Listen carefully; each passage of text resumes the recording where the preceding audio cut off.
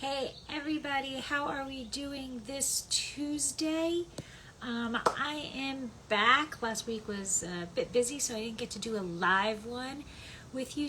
But I'm back, and I am here with a very, I gotta say, controversial kind of topic, and that is pyrazines in wine.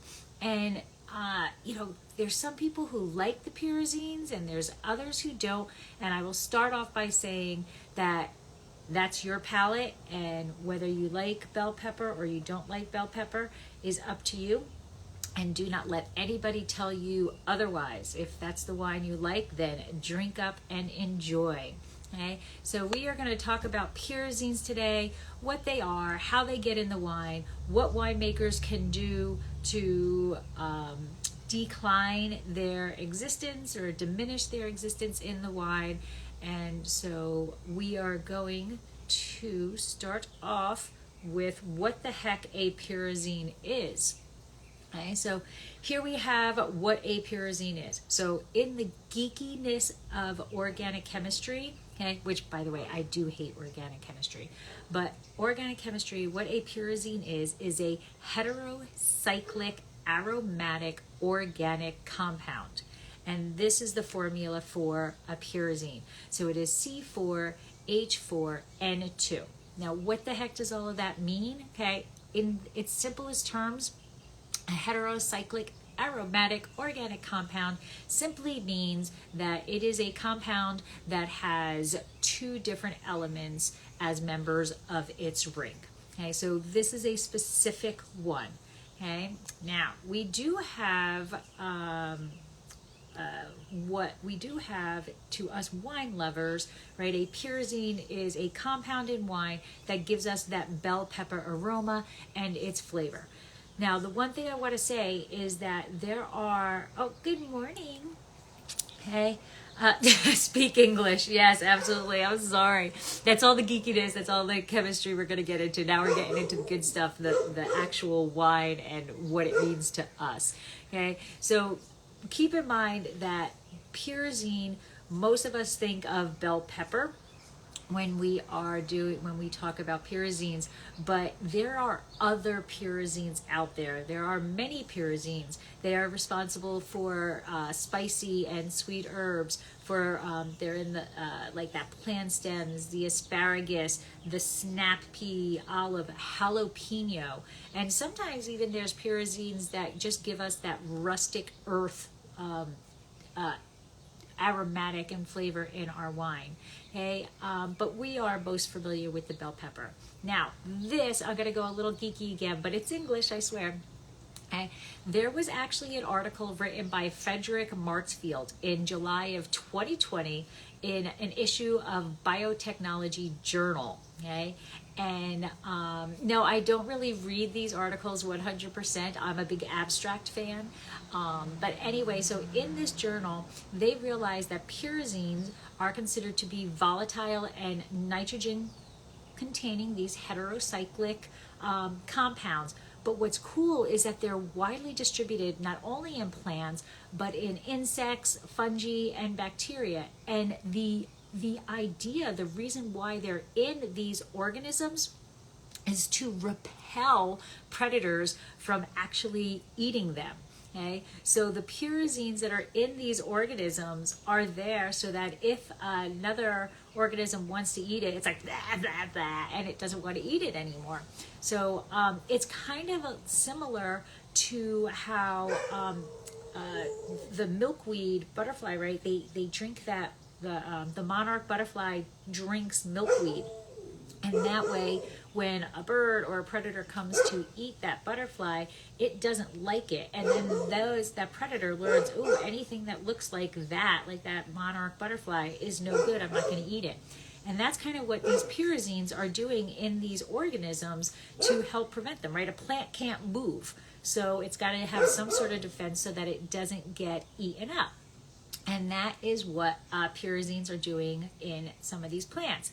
Now, there are certain varieties that are more prone to Pyrazines than others. And these are mostly the Bordeaux grape varieties. So we've got Cabernet Sauvignon, Cabernet Franc, Merlot, Malbec, and Carmenere.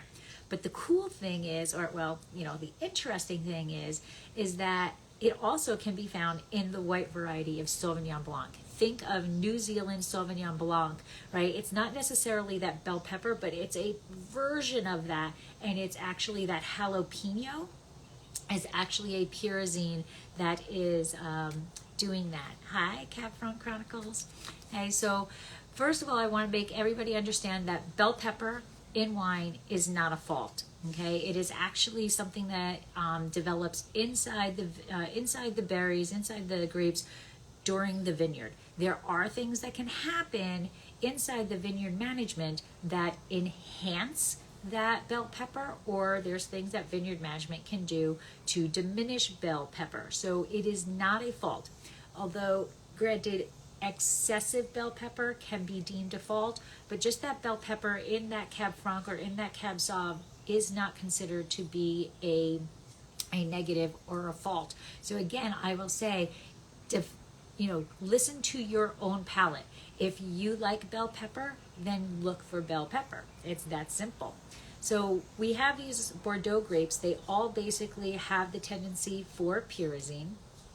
And what really matters and how we really get this bell pepper is by vine balance. Okay, so vine balance is extremely important. Now it's not balance like, ooh, I'm walking a tightrope. Okay, this means that the vine is in balance between its reproductive stages and its vegetative stages. So we're going back to science class. Okay, so though the vegetative stage is the greenery of the vine, the green, the stems, all of that is the vegetative state.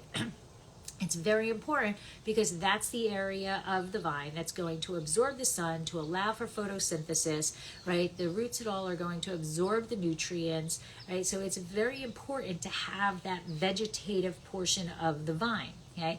The reproductive portion is those beautiful berries, okay? The berries that we love to turn into wine. So too much green is going to lead to that green flavor, that bell pepper flavor. Okay, but there's more to it than just that. So if I'm harvesting super early, yes, it's going to be more green. But those pyrazines are going to develop, there's kind of like this curve that occurs.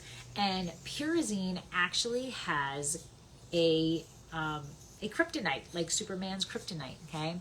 So the thing is that we want, that kryptonite is sun. Okay, so as the berries grow, okay, they're going to increase in pyrazine levels. And then we get to this sugar level that kind of is around 21, 22, depending on the variety. And as the berry ripens, the pyrazine levels then start to decrease. So what's pyrazine's kryptonite? It is sunlight, okay? So the sun comes in and it is actually going to break down those bonds within the pyrazines, and it's going to eliminate that bell pepper taste. Okay, so as it breaks down, our harvest decisions are going to impact whether we have a bell pepper wine or a not bell peppery wine. Okay, so there is a saying about dappled in sunlight, and it is true. And for pyrazines, it's very important because we want the sun to be able to get to the berries and be able to break down those pyrazines. But at the same time, we don't want to have enough sunlight or too much sunlight that we then get raisins. Okay, we don't want raisiny berries going into our wine either, right? So it is a balance of the vine and a balance of understanding how to manage that vine to determine how much pyrazines are going to be in there.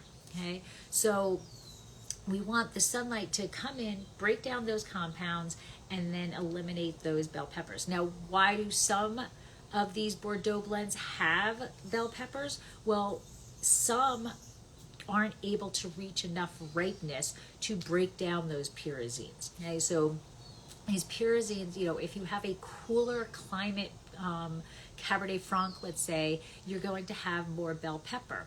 So the Finger Lakes, the Hudson Valley, those wines that are cooler, Michigan wines, those wines that are cooler don't have enough sunlight or degree days to break down all of those pyrazines. So you're going to get a greener Cabernet Franc or Cabernet Sauvignon or Merlot. If you come to an area where we are talking warm areas such as Paso, we have the ability to allow the grapes to stay on the vine long enough and allow the sun to do what it's going to do to, Superman and break down those pyrazines. So again, if you like bell pepper in your Cab Franc or whatever that grape variety is, then more power to you and drink it. I have fun. Just I'm telling you, look for a cooler climate wine. If you are not a fan of that bell pepper, then you are going to want to look for a warmer climate Cab Franc or Cab Sauv. Okay? Keep in mind, right, that's how the pyrazines break down. The longer in the sunlight, the longer it's able to ripen, the longer it's able to break down those pyrazines. Okay? Well, there you have it, pyrazines, and hello, Malictore, and I hope that it is, I didn't get too geeky for you, but now you know about pyrazines. So, slancha.